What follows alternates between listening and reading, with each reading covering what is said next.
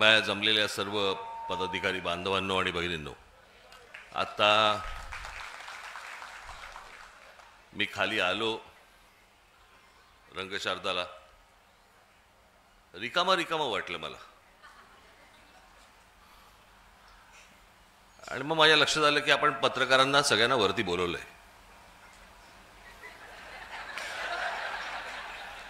खाली कोणीच नव्हतं.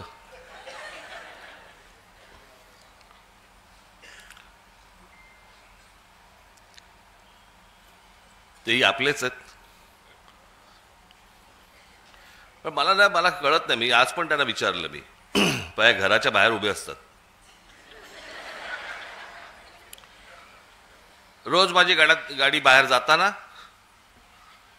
आणि गाडी परत घरामध्ये येताना सारखं शूट करतात.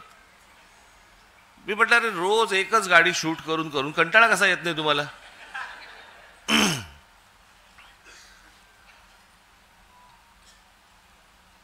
बरं, आज आमची तिकडे ती यशवंतराव चव्हाणला आमची बैठक होती. मवियाचे सगळे इतर नेते होते आणि आम्ही होतो. बाहेर पडताना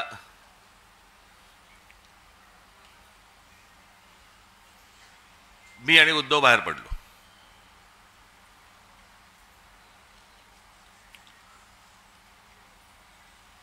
मी त्यांना विचारणार होतो, तिकडे जे सगळे कॅमेरावाले होते त्यांना विचारणार होतो, कारण परत सुरू करणार 11वी भेट. मोजतायत, आम्हीच विसरलो. बरं, आता सोडून द्या ना. आता उठणं बसणं तर होणार आहे, भेटणं होणार आहे, ते चालू राहणार आहे. मोजताय कसले? 9वी भेट, 10वी भेट.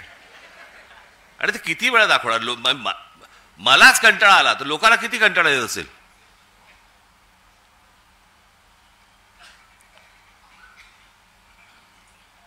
आज मी तुमच्या समोर जो आलोय, आजपर्यंत आपले अनेक कार्यक्रम झाले, अनेक शिबिरं झाली, मेळावे झाले, वर्धापन दिन होतात, काही वेळेला संगीताचे कार्यक्रम असतात, काही वेळेला नाटक आपण ठेवतो, नाटकं ठेवतो, काही वेळेला इतर काही सांस्कृतिक कार्यक्रम असतात. असे विविध कार्यक्रम असतात ना. आज म्हटलं तुम्हाला जरा वेगळं दाखवावं. आज तुमच्यासाठी मी जादूचे प्रयोग आणलेत.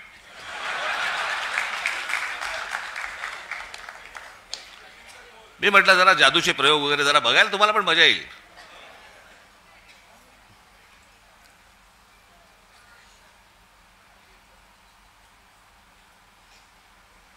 आता ज्याच्यासाठी म्हणून संपूर्ण देशभर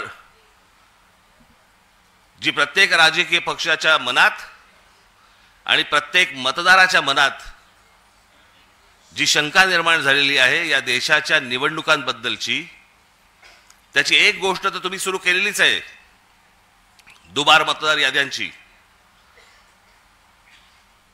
हे दुबार, 3 बार, 4 बार सगळं सुरूच आहेत. पण नुसतं तिकडे लक्ष ठेवून फक्त चालणार नाहीये तुम्हाला. जे मी 2017 पासून जे ओरडून सांगतोय, त्यावेळेला मी जे बोलत होतो, आज जे बरोबर आहेत त्या राजकीय पक्षांनी गांभीर्याने घेतलं नाही. मी त्यावेळेला पण हेच सांगत होतो की मतदार याद्या आहेत, पण ही निवडणूक जी मशीन्स आहेत याच्याकडे तुम्हाला दुर्लक्ष करून चालणार नाही. आणि म्हणून मी आज तुमच्यासमोर हे इलेक्ट्रॉनिक मशीन हे तुमच्यासमोर आणले आणि त्याच्यामध्ये कशा प्रकारचा गोंधळ होतो आणि म्हणून ते सगळं सादर करणार आहेत. मी पहिलं नाव विसरलो, पटेल ना, अमित उपाध्याय, आणि दुसरे कोणतरी पटेल होते. अमित उपाध्याय ना तुम्ही? यक्षित पटेल. मी म्हटलं पटेल असेल तर बरं होईल, नंतर त्रास नाही होणार त्यांना. त्याच्यामुळे मी श्री उपाध्याय आणि पटेल यांना मी इथे व्यासपीठावरती यायला विनंती करतो. या आपण.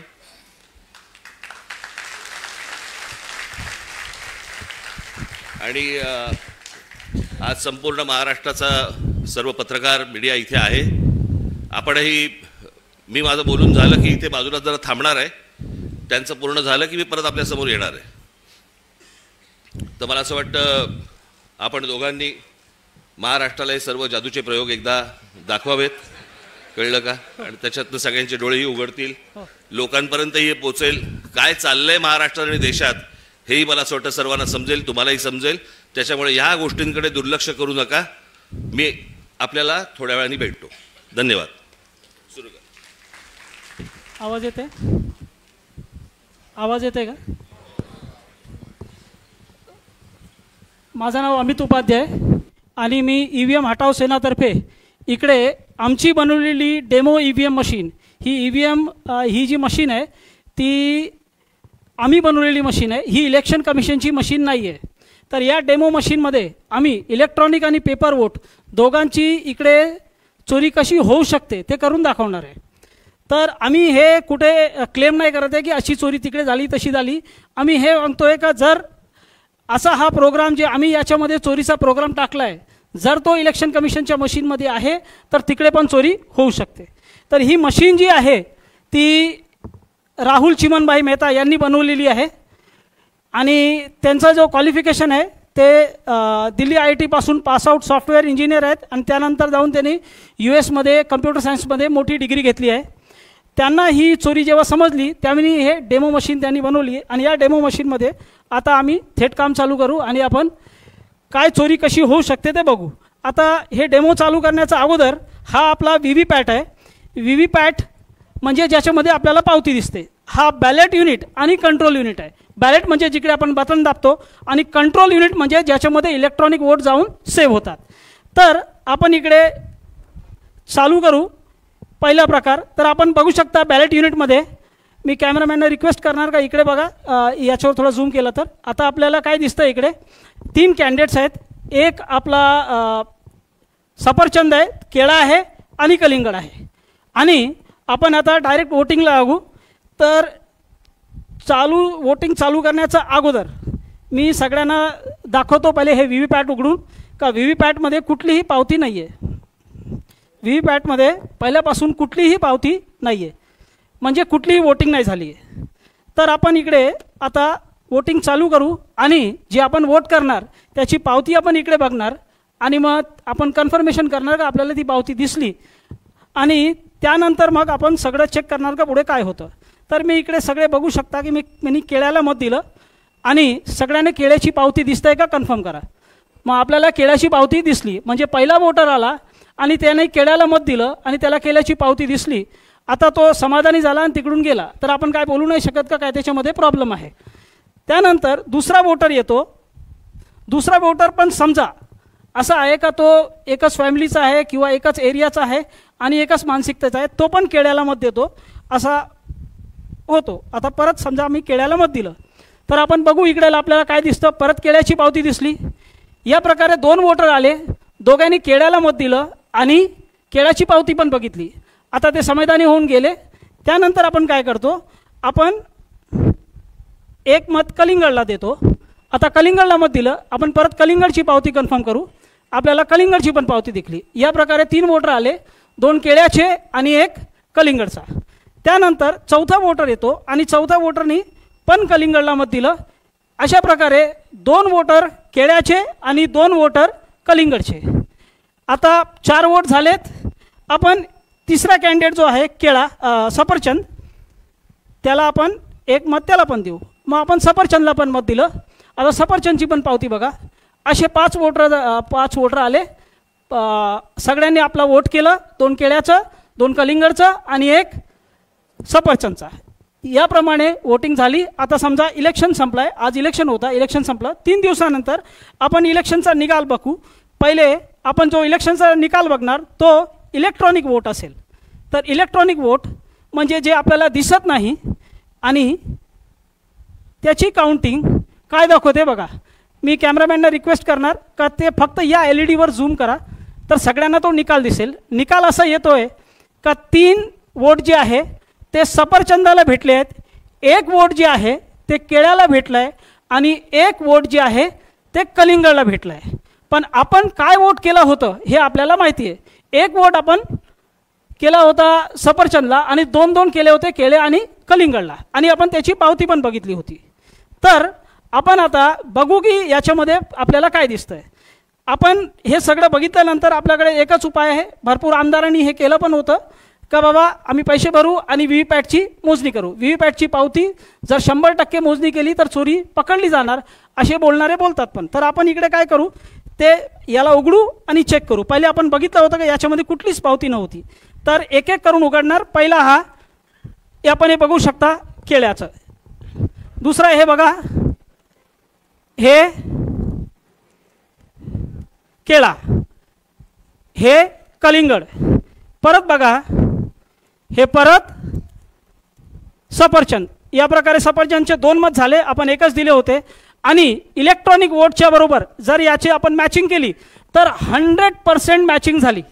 म्हणजे इलेक्ट्रॉनिक वोट आणि पेपर स्लिपचे वोट हे 100% मॅचिंग करून आपला हा प्रोग्राम हा आपल्याला वोट चोरी करून देऊ शकतो. आता हा प्रोग्राम जर इलेक्शन कमिशनच्या मशीनमध्ये आहे तर प्रॉब्लेम आहे, नाहीतर मग आम्ही हे तुम्हाला खेळ दाखवतोय. तर पुढे काय समजायचं ते आपण समजू शकता.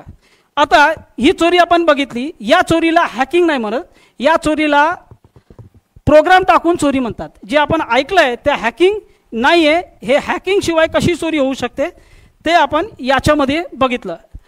तर ही चोरी जे झाली ती कशी झाली हे आपण परत समजण्यासाठी परत इकडे वोटिंग स्टार्ट करू आणि बघणार का आपल्याला काय दिसतंय. पहिले आपण बघून घ्या आतापर्यंत कुठली वोटिंग नाही झाली आहे. तर इकडे आपला प्लीज डू वोटिंग म्हणजे 0 वोट. आणि आता हे आपण व्हीव्हीपॅट पण बघतोय, याच्यामध्ये पण पावती नाही आहे. तर ही जी चोरी झाली त्याला समजण्यासाठी आपल्याला थोडासा हे व्हीव्हीपॅटचं माहिती पाहिजे. तर आपल्याला ब्लॅक ग्लासची जर स्लाईड्स आली तर बरं होईल. हे या व्हीव्हीपॅटमध्ये 2017च्या जवळ असा काळा काच लावला गेला होता. अगोदर जो व्हीव्हीपॅट होता त्याच्यामध्ये काळा काच नव्हता. आता हे काळा काच लावल्यानंतर काय गोळ होऊ शकतो हे आपण समजण्याचा प्रयत्न करू. आता मी हा काळा काच काढलाय, काळा काच काढून बाहेर ठेवलाय आणि परत 30 वोटिंग आपण करत बघू. तर परत मी तशीच वोटिंग करतोय आणि आपण बघू शकता की केळ्याची पावती आली, लाईट पेटली, आपल्याला व्यवस्थित केळ्याची पावती दिसते. जेव्हापर्यंत लाईट आहे ती पावती दिसणार. आणि जर हा काळा काच काढला, काळा काच इकडे ठेवला तर आपल्याला काहीच नाही दिसणार. जे दिसणार आहे ते तेव्हाच दिसणार जेव्हा पहिल्यासारखा व्हीव्हीपॅट असेल. पहिल्याचा व्हीव्हीपॅट जो होता त्याच्यामध्ये काळा काच नव्हता. आता काळा काच लावल्यानंतर वोट झाल्यावर पहिला वोट जेव्हा वोट करणार त्याला त्याची पावती दिसणार फक्त लाईट पेटल्यावर. तर ही लाईट जी आहे ती 8 सेकंदासाठी पेटते आणि 8 सेकंदामध्ये आपल्याला ती पावती दिसते. पण ती पावती जर त्याचा वोट चोरी करायचा असेल तर ही पावती हा प्रोग्राम अडकून ठेवणार, त्याला खाली पाडणार नाही. आणि दुसरा वोटर जो येणार वोट करायला त्याला ही पावती दिसणार नाही. तर काळ्या काचच्या मागे अशी पावती अडकलेली आहे हे दुसरा वोटरला माहीत नाही पडणार. तो येतो, तो पण केळ्याला वोट देतो आणि आपल्याला इकडे काय दिसतं, दुसऱ्या वोटरसाठी परत इकडे लाईट पेटवली जाईल आणि त्याला पहिल्याची पावती दिसेल. आणि अंधारात काय होतंय बघा,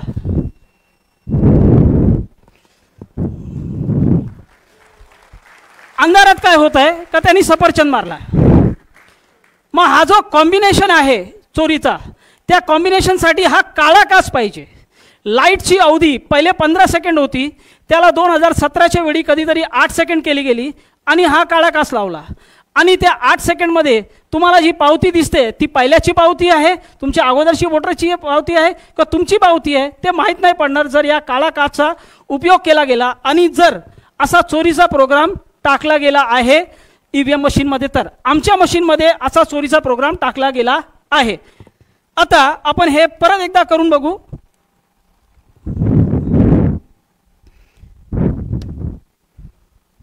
मी आता इकडे कलिंगडला मत देतोय. सगळ्यांनी पावती बघा, कलिंगडची पावती आपल्याला दिसली, लाईट पेटली. जेव्हापर्यंत लाईट पेटत आहे तेव्हापर्यंत दिसणार. एकदा लाईट बंद झाली का आपल्याला काय पावती दिसणार नाही. पण इकडे बघा प्रोग्रामला मत चोरी करायचं आहे म्हणून त्यांनी काय केलं आहे, पावती अडकून ठेवली आहे. आता इकडे अडकलेली ही पावती जी आहे ते काळ्या काचच्या मागे दुसरा वोटरला दिसणार नाही. आता दुसरा वोटर येतो आणि समजा त्यांनी कलिंगडला मत केलं.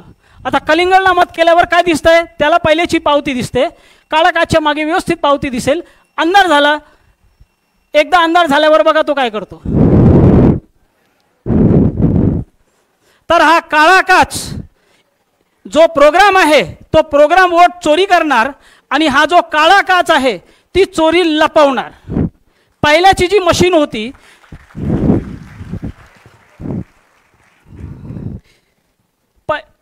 पहिल्याची जी मशीन होती त्याच्यामध्ये हा काळा काच न होता आणि त्याला वापरला गेला होता. आता आपण जर पाहिजे तर याला मॅचिंग करून बघू शकतो. हे बघा परत मॅचिंग झाली. 2 आपल्याला सफरचंद भेटले, 1 केळा भेटला, 1 कलिंगड भेटला आणि एक एक वोट जे आहे तो केळ्याचा आणि कलिंगडचा चोरी होऊन सफरचंदला गेला. आपण 4 वोट केले होते. तर याप्रमाणे हा काळा काच जो आहे तो चोरी लपवू शकतो आणि जर चोरीचा प्रोग्राम आहे तर तो चोरी करू शकतो. आता हा चोरीचा प्रोग्राम मी या मशीनमध्ये टाकला आहे. इलेक्शन कमिशनच्या मशीनमध्ये हा प्रोग्राम आहे नाही आहे मला माहीत नाही, सगळ्यांनी आपला गेस करू शकता. तर हा एक प्रकारची चोरी झाली. त्यानंतर जर इलेक्शन कमिशनच्या मशीनमध्ये आपल्याला काळे काचचे पुरावे आहे का नाही आहे हे समजायचं आहे तर आपण हे बघू शकता. हे जून 2017च्या अगोदर या बाजूचा आपण बघू शकता. हा जो काच आहे तो ट्रान्सपरंट आहे, पारदर्शक आहे. त्याच्यामध्ये 15 सेकंडसाठी लाईट नाही पेटली जरी किंवा 8 सेकंडसाठी लाईट नाही पेटली तर पावती येताना थांबताना पडताना सगळं व्यवस्थित दिसणार. पण हा काच जो आहे त्या काचाचा मागे जेव्हा लाईट असेल तेव्हाच दिसणार आणि लाईट किती पेटायची, किती वेळ पेटवायची आहे ते डिपेंड करणार प्रोग्रामवर. मग प्रोग्राम जर याला 8 सेकंडसाठी पेटवणार तर मग या प्रकारे चोरी होऊ शकते. तर आता आपण अजून जे थोडेसे पटापट पुरावे बघून घेऊ. तर हे एक व्हिडिओ आहे, ओरिजिनल ईव्हीएम मशीनमध्ये वोटिंग झाली होती. आता आपण बघा हे आपल्याला इकडे झालं, हे बटन दाबली, इकडे पावती येताना थांबताना पडताना काहीच नाही दिसते, फक्त लाईट पेटली. आता ही या माणसाच्या वोटची पावती आहे का याच्या अगोदर कोणी वोट देऊन गेलाय ते माहीत नाही पडणार. मग आपल्याला व्यवस्थित हे 7-8 सेकंडमध्ये कळतं. हा आता हे सोलापूर विधानसभामध्ये उघड पडलेली एक व्हीव्हीपॅट मशीन होती.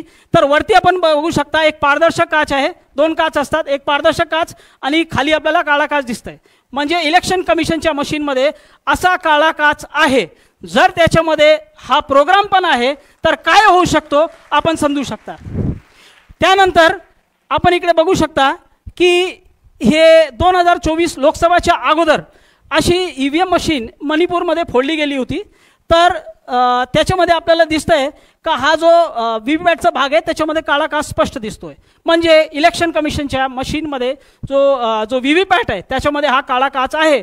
आणि हा काळा काच का ठेवला गेला आहे ते इलेक्शन कमिशनचं असं म्हणणं आहे का जो भाग आहे ज्याच्यामध्ये आपण जाऊन वोटिंग करतो तो कंपार्टमेंटचा भाग, त्याच्यामध्ये जाऊन कोणी असा पीप करून 8 सेकंडसाठी असं बघितलं तर त्याला दिसलं नाही पाहिजे की काय पावती आली, तुमचा वोट नाही मत पडला पाहिजे. आता हे किती लॉजिकल आहे हे आपल्याला सगळ्यांनी त्याचा विचार करावा. Now we can go to demo 2. आता एक प्रकारे अजून चोरी होऊ शकते. समजा काळा काच याच्यामध्ये नाही, आता मी काळा काच काढून ठेवलाय. आता आपण दुसऱ्या प्रकारे इकडे चोरी करून बघू. आपण मॉल वगैरेमध्ये जातो, तिकडे मॉलमध्ये गेल्यावर जर आपण तिकडे जे नल वगैरे असतात त्याच्याखाली हात टाकलं का आपोआप तिकडे पाणी पडतो. आता त्याच्यामध्ये लाईट सेन्सर लागले, जसं आपण हात टाकतो, हात टाकल्यावर आपोआप पाणी पडतो. कारण तिकडे जे लाईटचं मात्रा आहे जे त्याच्यावर पडते ती कमी होते. लाईटची तीव्रता कमी झाल्यावर व्यवस्थित पाणी जो आहे तो आपोआप पडू लागतो, कारण त्याच्यामध्ये लाईट सेन्सर, जसंच आपण हात काढतो आपोआप पाणी बंद होतो. आता तो लाईट सेन्सर इलेक्शन कमिशनच्या मशीनमध्ये पण लागला. याचे पुरावे आपण पुढे बघू. पण त्याने कशी चोरी होऊ शकते हे मी इकडे करून दाखवण्याचा प्रयत्न करतो.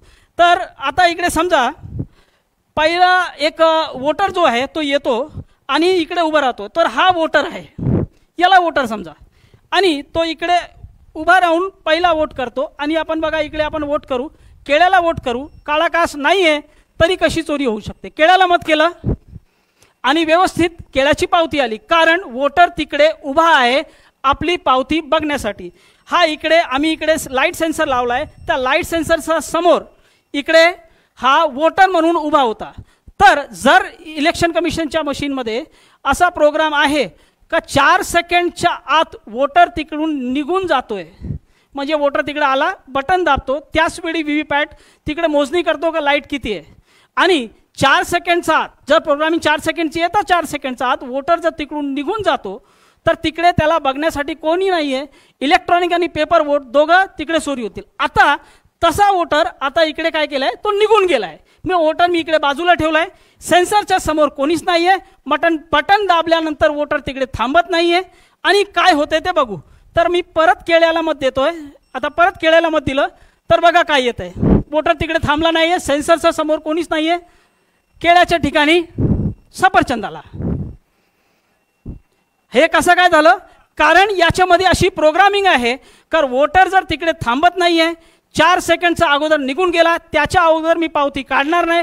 वोटर जर निघून जातोय, आपल्याला बघणारा कोणीच नाही आहे, लाईट सेन्सरला व्यवस्थित माहीत पडतंय, वोटर तो काय करतो, इलेक्ट्रॉनिक आणि पेपर वोट दोघं चोरून घेतो. आपण 10 सेकंदामध्ये हे एक परत प्रयत्न करू कलिंगडवर, कारण आम्ही हे सगळं वोट चोरी करून सफरचंदला देणार आहोत.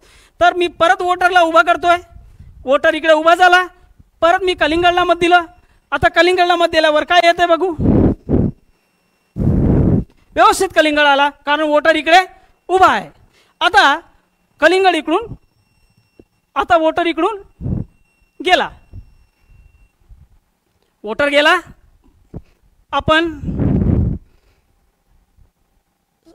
परत कलिंगडला मत देऊ.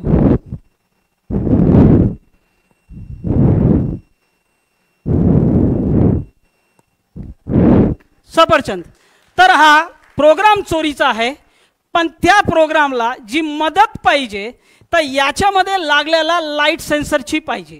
पण इलेक्शन कमिशनचा जो व्हीव्हीपॅट आहे त्याच्यामध्ये लाईट सेन्सर आहे का, आम्ही चोरी दाखवण्यासाठी उगीच बोंबा मारतो आणि याच्यामध्ये सेन्सर लावला आहे. पण इलेक्शन कमिशनच्या मशीनमध्ये सेन्सर आहेत, याचे पुरावे आपण बघू. हे इलेक्शन कमिशनचा स्वतःचा मॅन्युअल आहे, त्यांनी आपल्या हातातून लिहिलेला मॅन्युअल आहे.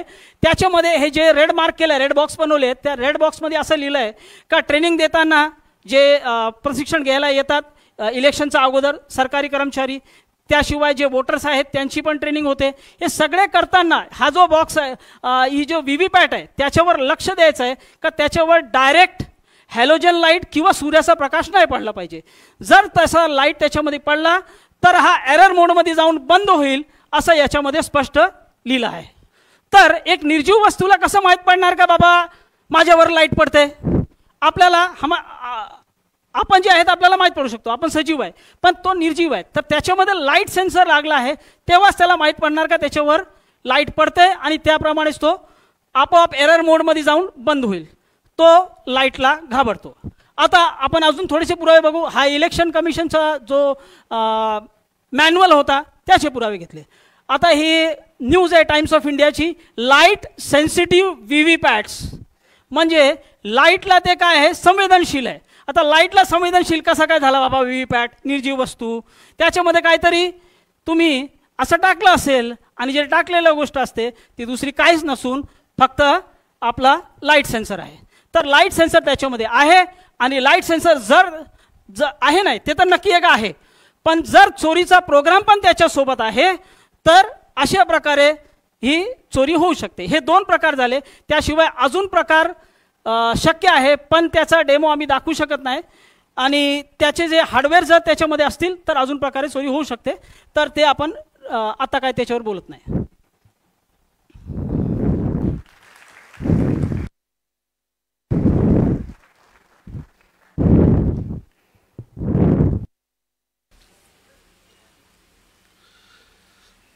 पाहिलंत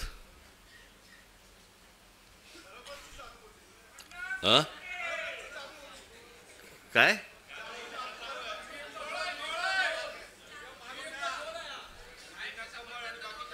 म्हणून तुम्ही जर लक्ष नाही दिलं ना तर हातात केळच येणार.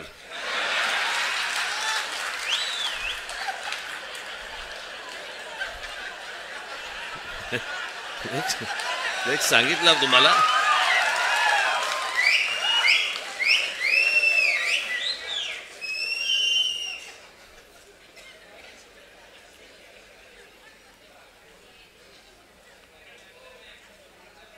हे आपण गेले अनेक वर्ष आपण ही ओरडून ओरडून सांगतोय. मी मागे पण आता आपलं ज्याला शिबिर झालं त्यावेळेला पण मी म्हटलं, लोक आपल्याला सांगतायत की राज ठाकरेंच्या सभांना गर्दी होते पण मतांमध्ये ते येत नाही. कारण हे जे गेल्या 10-12 वर्षात जे सुरू झालंय, लोक आपल्याला मतदान करतायत,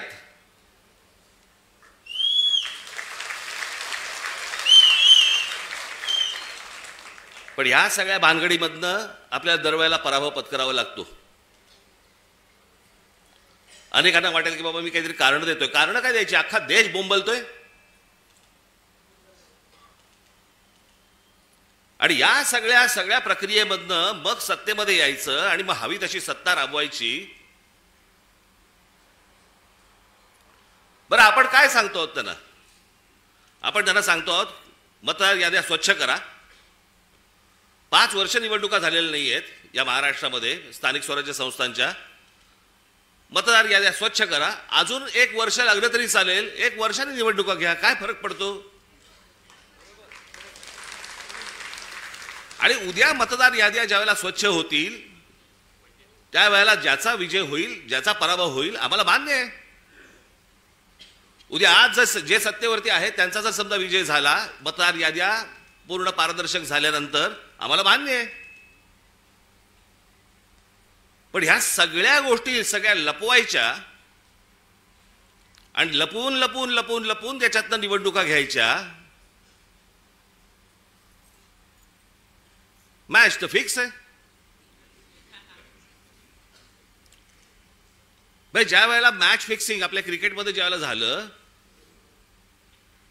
त्यावेळेला अझरुद्दीन पासून सगळ्या लोकांना त्यावेळेला काढून टाकलं होतं. जडेजापासून काढलं होतं ना. इथे कोणालाच काढत नाहीत.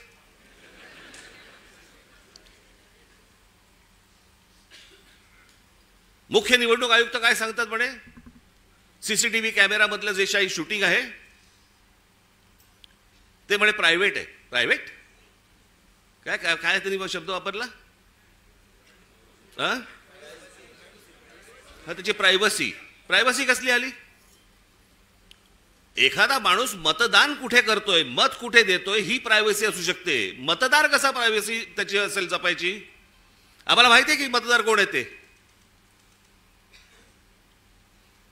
जे पटत नाहीत, जे पचत नाहीत असे कोणते तरी उत्तर द्यायची आणि त्या सगळ्या भानगडीमध्ये या सगळ्या निवडणुका घ्यायच्या आणि मग सत्तेमध्ये आल्यानंतर वेडवाकडं कसंही वागायचं. जे मी त्या दिवशी तुम्हाला सांगितलं तसं या सगळ्या राज्यांवरती, ह्या सगळ्या शहरांवरती त्यांचा सगळ्यांचा डोळा आहे. बाकीचे सगळे तर गेलेच आहेत घरंगळत. आजची बातमी, आजची किती आपण आपला सगळा स्वाभिमान किती घाण टाकायचा, याला काही मर्यादा? ते कुठे आणले पेपर आहेत ते?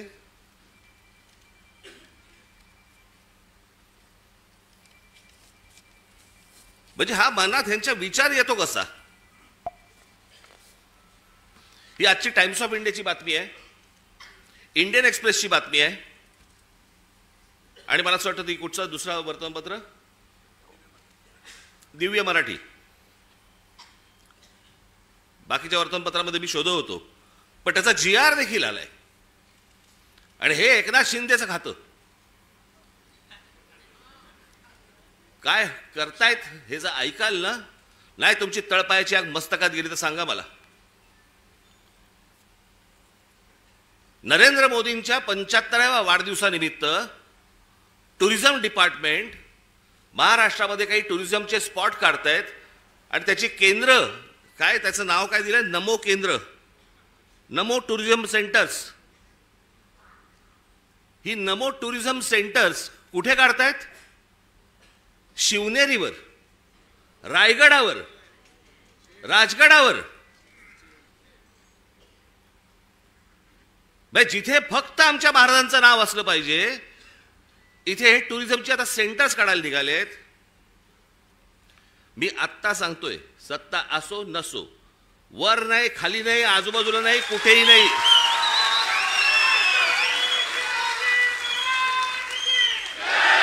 उभं केलं की फोडून टाकणार.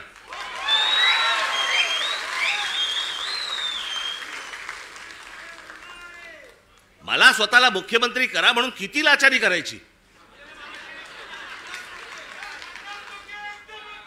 बरं, हे वरती पंतप्रधान देखील माहिती नसेल की खाली काय चाटुगिरी चालू आहे. इथपर्यंत हे कशात नाही येतं. ही सत्ता डोक्यात गेली ना की आम्ही वाटेल ते करू. शिवाजी महाराजांचे गडकिल्ले असू देत तर काही असू देत, मला मुख्यमंत्रीपद मिळालं पाहिजे, मला सत्ता मिळाली पाहिजे, मला जे समोर दिसेल ते मला मिळालं पाहिजे. याच्यासाठी ज्यांना ज्यांना काही मला खुश करता येईल ते मला खुश करावं लागेल. मुंबईमधल्या जागा द्यायच्या आहेत, अडाणलेला देऊन टाका, तो बोट ठेवेल तिकडे जागा देत आहेत.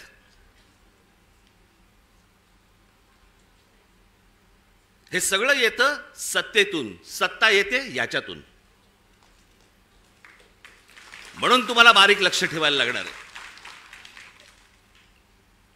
आणि याच्यासाठी म्हणून तो आपला उद्याचा 1 तारखेचा आपण मोर्चा काढतो आहोत. दणदणीत मोर्चा झाला पाहिजे, दिल्लीपर्यंत कळलं पाहिजे महाराष्ट्रामध्ये काय आग पेटली ती.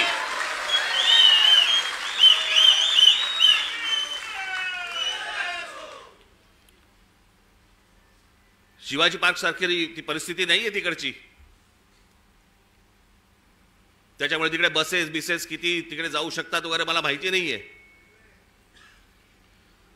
पण तुम्हाला, माझ्या खास करून माझ्या महाराष्ट्र सैनिकांना, मी आज हे आमचे चॅनलचे सगळे बांधव भगिनी आले त्यांच्या मार्फत मी माझ्या सर्व महाराष्ट्रातल्या सर्व मतदारांना, माझ्या महाराष्ट्र सैनिकांना सर्वांना मी सांगतोय की या मोर्चात सामील व्हा.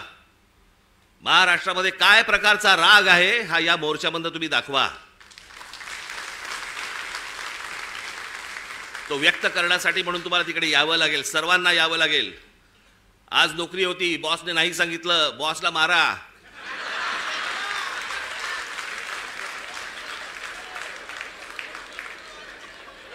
शनिवार पुरता 1 मत त्याच्या गालावर द्या.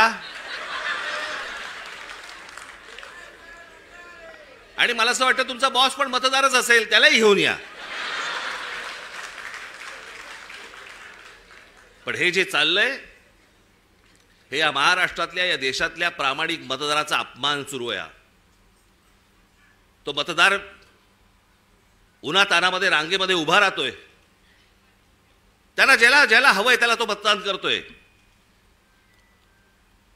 पण येणारे जर समजा रिझल्ट समजा विचित्र लागणार असतील तर मला असं वाटतं की त्याच्या तो मताचा अपमान आहे. हे सगळं सुधारलं पाहिजे, हे सगळं नीट झालं पाहिजे. या देशातल्या निवडणुका पारदर्शक पद्धतीने झाल्या पाहिजेत. उद्या जय कोणाचा पराजय कोणाचा आहे ते निवडणुकीनंतर बघता येईल, पण निवडणुका तरी पारदर्शक झाल्या पाहिजेत. अहो, हे मशीन्स तर कुठेच नाही जगात. अमेरिकेसारख्या देशामध्ये, सगळ्या पुढारलेल्या देशांमध्ये आजही तिथे बॅलेट पेपरवरती सगळे मतदान होतात. 3-4 देश आहेत जिकडे वोटिंग मशीन वापरलं जातं, तेही कुठे? आफ्रिकेत. पण जेवढे म्हणून पुढारलेले देश या जगामध्ये आहेत त्या सगळ्या ठिकाणी बॅलेट पेपर वापरला जातो. बरं, हे मी एकटा नाही बोलत आहे, हे पंतप्रधान नरेंद्र मोदी देखील बोललेत. त्यांचाही एक व्हिडिओ माझ्याकडे आहे, माझ्याकडे खूप आहेत.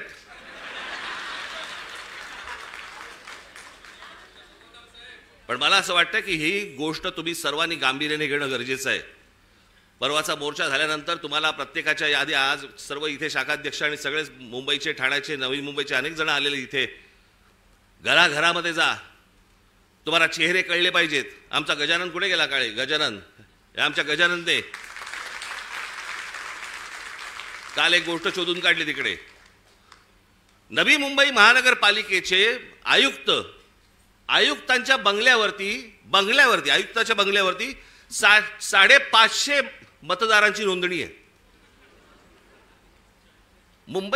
नवी मुंबई महानगरपालिकेच्या आयुक्ताच्या बंगल्यावर तुझ्या इकडेच का काय? आता मला आठवत नाही, मला परवा दिवशी कुठेतरी एकाचा पत्ता सुलभ शौचालयाचा आहे. चला बसला असताना सही घेतली काय?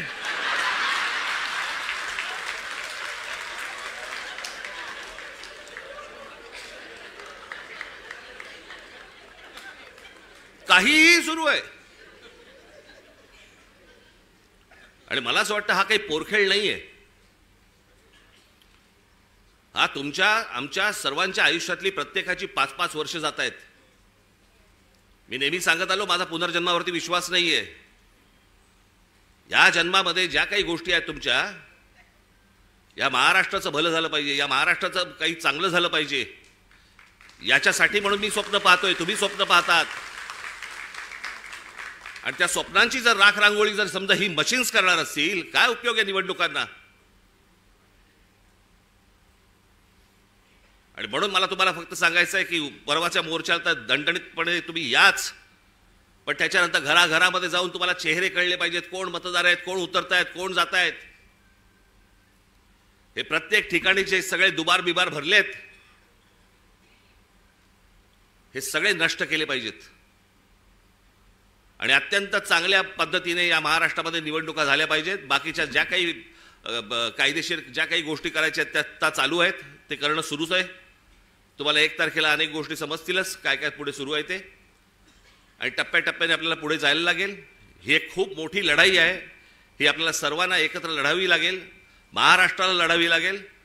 प्रत्येक वेळेला महाराष्ट्रानेच पहिलं पाऊल पुढे टाकलेलं आहे. यावेळेला देखील पहिलं पाऊल महाराष्ट्रच टाकेल.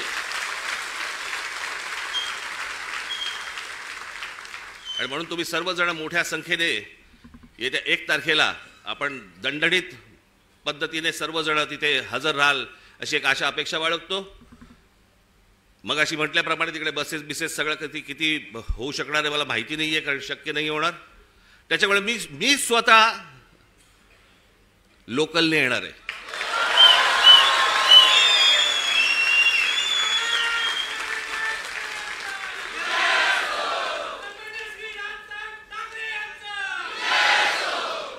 मागे एकदा मी डोंबिवलीवरनं आलो होतो. जातानाच मला, मी खूप वर्ष झाली त्याला, बरीच वर्ष झाली त्याला, 3-3.5 तास लागले हो मला डोंबिवलीला पोहोचायला. गचा गचा गचा गचा गचा चालू आहे आपलं तिकडे त्या खड्ड्यामधनं. ट्रॅफिक जॅम, तो सगळा तो तुमचा शिळफाटा. तिथे पोहोचलं की तो शिळफाटा फाट्यावरच मारतो.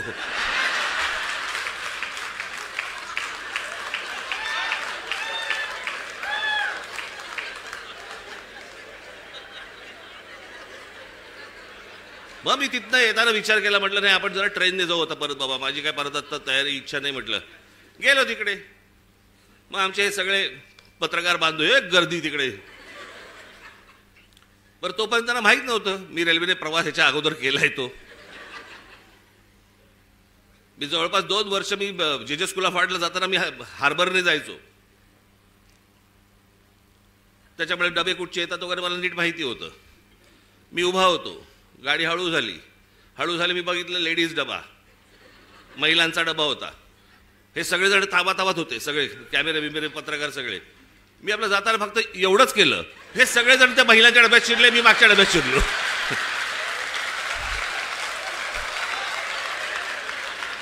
मी काहीच नाही केलं, मी फक्त एवढंच केलं जरा. हे सगळेजण त्या डब्यामध्ये शिरले, मी पुढच्या डब्यामध्ये. आणि मग त्या जाळ्या होत्या, जाळ्यांमधनं शूट करत बसले मला सगळे.